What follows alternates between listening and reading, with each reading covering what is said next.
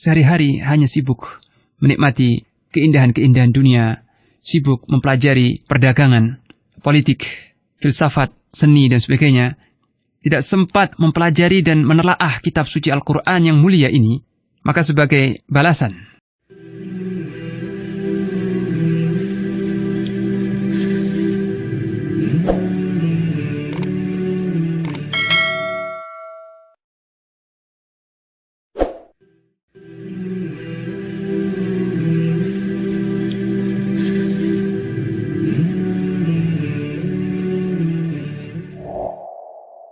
Bismillahirrahmanirrahim. Alhamdulillahirabbil alamin wassalatu wassalamu ala asyrafil mursalin nabiyina Muhammadin wa ala alihi wa sahbihi ajma'in wa ba'd. Kaum muslimin rahimakumullah.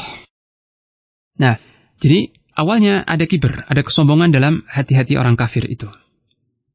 Maka karena Allah melihat kesombongan dalam hati mereka, maka Allah palingkan mereka dari memahami kebenaran atau menerimanya sebagai balasan. Nah, kesombongan ini penyakit para al-mala', ya, para pembesar-pembesar dari setiap kaum yang diutus Nabi di tengah-tengah mereka. Sebagaimana Fir'aun yang telah melihat dengan jelas bukti-bukti kerasulan Musa alaihissalam, maka Fir'aun tidak bisa membohongi hati kecilnya bahwa Musa ini tidak diragukan lagi benar-benar rasul yang diutus Allah. Bukti-bukti yang sangat jelas dan tidak ada keraguan atau syubhat sedikit pun. Namun jiwa kesombongannya berkata, kalau aku mengikuti Musa alaihissalam, beriman kepadanya, maka aku yang raja menjadi pengikut. Tadinya raja yang besar, sekarang menjadi umat, menjadi pengikut Musa alaihissalam. Harus tunduk dengan syariatnya, menghalalkan apa yang dihalalkan, mengharamkan apa yang diharamkan, tunduk, patuh, manut dengan apa saja yang dibawa oleh Musa alaihissalam dari Rabbnya. Lantas di mana kebesaranku selama ini? Maka Fir'aun akhirnya lebih menuruti hawa nafsu kesombongannya dan menolak kebenaran yang telah jelas bagaikan matahari di siang bolong itu.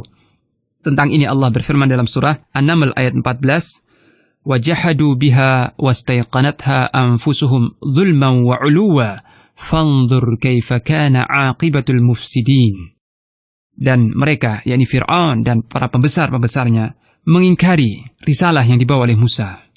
Padahal jiwa-jiwa mereka meyakininya. Allah yang mengatakan, wastaiqanatha anfusuhum, padahal jiwa-jiwa mereka meyakini kebenaran itu, tapi mereka mengingkarinya karena kedzaliman dan kesombongan. Maka lihatlah bagaimana kesudahan orang-orang yang berbuat kerusakan itu. Yang berikutnya, yang ketiga adalah al-i'rad anil haqqi wal iman, berpaling, tidak mempelajari terhadap kebenaran dan keimanan.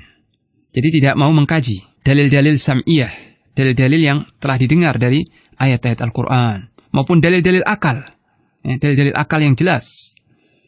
Nah, berpaling dari mengkaji, mencermati, memperhatikan ayat-ayat Allah, ini salah satu penghalang keimanan yang paling besar.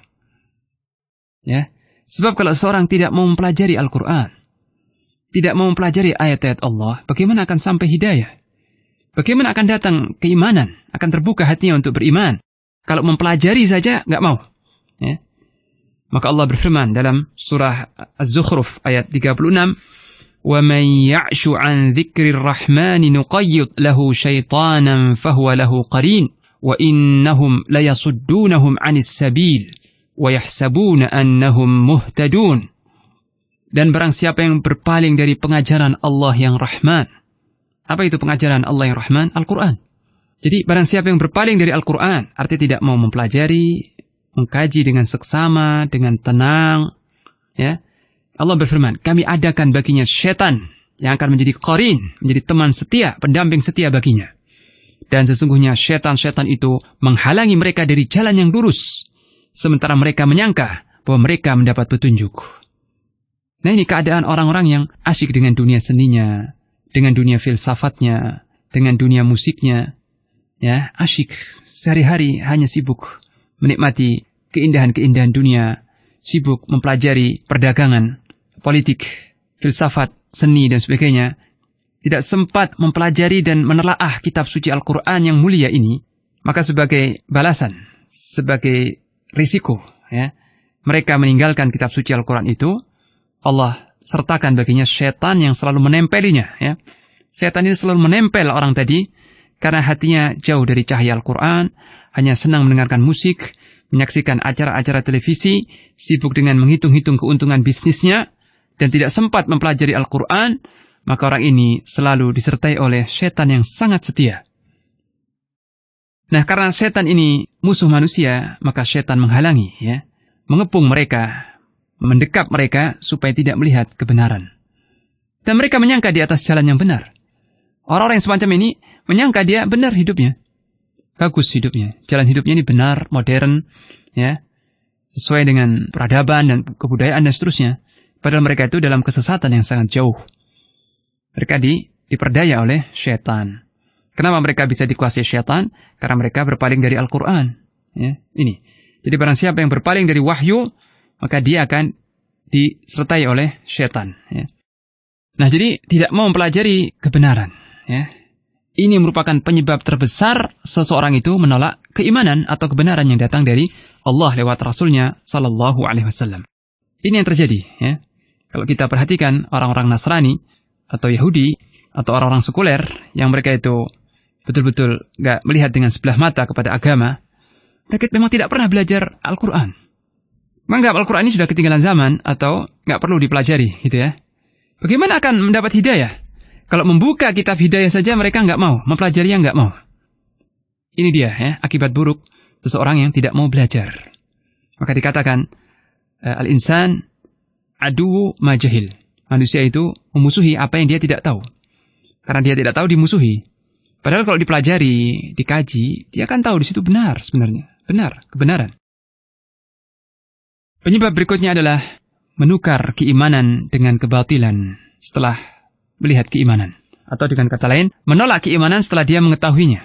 Dan ini penyakit orang-orang yang senang dengan fasilitas dunia, senang dengan tunjangan kehidupan yang mewah.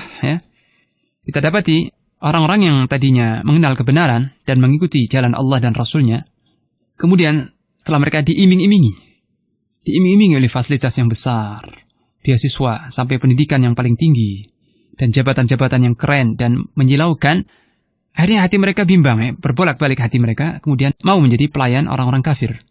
Sehingga mereka cari-cari alasan untuk menolak kebenaran. Saya teringat dengan apa yang ditulis oleh Ulil Absar Abdallah. Dia ini seorang yang di masa remajanya telah kenyang dengan dunia pesantren. Dia menyelami pendidikannya dalam dunia pesantren. Mengetahui betul isi Al-Quran dan hadis. Menguasai bahasa Arab. Dan tidak nampak penyimpangan-penyimpangannya. Tapi setelah dia diiming-imingi oleh satu LSM Barat, LSM Amerika, diiming-imingi tunjangan yang besar, beasiswa dan fasilitas yang menyilaukan, maka hatinya berbalik dan mau menerima fasilitas yang mewah tersebut, sehingga sejak itu dia mengeluarkan tulisan-tulisan yang seluruhnya menyesatkan umat Islam dan menolak kebenaran Al-Quran. Bahkan terakhir dia mengatakan, dalam Al-Quran ada 3 kesalahan gramatikal. Dalam Al-Quran ini ada kebatilan. Bisa dilihat kekeliruan Al-Quran dari segi nahunya. Ada 3 bukti kesalahan Al-Quran dari segi nahu, katanya. Itu dari segi lafadznya dia berani menyalahkan Al-Quran. Dari segi tafsirannya lebih berani mengacak-ngacak tafsir Al-Quran yang benar. Kenapa dia sampai sesat dan jatuh kepada kemunafikan setelah tadinya dia beriman?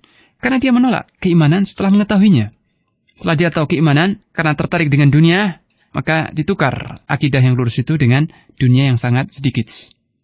Maka sebagai imbalannya, sebagai balasannya, Allah berfirman dalam surah As-Saff ayat 5. فَلَمَّا زَاغُوا أَزَاغَ اللَّهُ قُلُوبَهُمْ. Maka ketika mereka itu miring, maka Allah pun memiringkan hati-hati mereka. Jadi akibat hati mereka itu miring dari kebenaran, setelah tadinya lurus, setelah tadinya mengenal kebenaran, kemudian miring, maka Allah tambah buat hati itu miring sejauh-jauhnya. Maka dalam doa yang diajarkan Allah kepada kita dalam Al-Quran, doa yang sangat mulia sekali adalah Rabbana la tuzigh qulubana ba'da idh hadaitana. Ya Allah, Rabb kami, janganlah kau miringkan hati kami setelah kau tunjuki kami. Penyebab berikutnya adalah tenggelam dalam kemewahan dan berlebih-lebihan dalam kesenangan. Nah, orang-orang yang suka mengumbar hawa nafsunya, dan ini biasanya gaya hidup orang-orang selebritis, para artis, para penguasa-penguasa, dan pengusaha-pengusaha yang sangat kaya raya. Mereka ini betul-betul bergelimang dalam kenikmatan, dimanja oleh kemewahan. Nah, orang-orang yang sudah terbius oleh kemewahan dunia dan kesenangannya, ini sulit untuk mengerem hawa nafsunya dan berhenti pada sebatas hawa nafsu yang halal saja. Mereka nggak puas dengan hawa nafsu yang halal, karena mereka punya uang. Mereka bisa menikmati sekian banyak syahwat yang haram. Ya, mereka bisa berkeliling dunia, bisa berwisata, menjelajah dunia-dunia dengan uangnya. Ya. Nah, orang-orang yang sudah terbius oleh kesenangan dunia ini sangat tunduk kepada hawa nafsu yang membahayakan. Dan ketika disampaikan kepadanya agama yang benar, yang akan mengerem hawa nafsu mereka dan membatasi kesenangan mereka itu, maka mereka berpaling ke belakang. Ya. Karena mereka melihat bahwa agama yang hak ini akan mengekang hawa nafsunya, akan membatasi kebebasannya. Maka kita lihat dalam sepanjang sejarah nabi-nabi dan rasul yang diutus oleh Allah, salah satu kalangan yang memusuhi itu adalah kaum mutrafin, kalangan yang berlebih-lebihan. Ini terjadi pada zaman Nabi Nuh, Nabi Ibrahim, Nabi Musa, Nabi Isa, Nabi Syuaib, dan nabi-nabi yang diutus oleh Allah. Itu ada kalangan yang mengingkari kafir, kalangan umum, dan ada suatu kalangan khusus, itu kalangan yang disebut Allah al-mutrafun, orang-orang yang bergelimang dalam kemewahan. Ini selama yang menjadi penentang Nabi dan Rasul. Kenapa? Karena mereka sudah diperbudak oleh hawa nafsunya. Ya. Ini.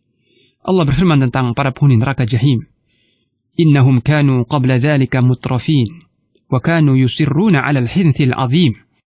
Dahulu mereka itu adalah orang yang bersenang-senang, kelewat batas dalam bersenang-senang. Dan mereka terus-menerus berbuat dosa-dosa besar. Maka di akhirat mereka menjadi penghuni neraka Jahim. Ya. Surah Al-Waqi'ah. Nah, inilah beberapa penyebab kenapa mayoritas manusia ini justru menolak keimanan. Padahal mereka punya akal sehat. Nah, itulah beberapa sebab-sebab yang menjadi penghalang seseorang itu bisa melihat kebenaran dan menerima dengan lapang dada. Maka kita mohon kepada Allah SWT agar Allah menunjukkan kepada kita yang hak dan menjadikan kita mengikutinya dan setia di atas al-haq tersebut sampai akhir hayat kita. Wassallallahu ala nabiyyina Muhammad wa ala alihi wa sahbihi wasallam.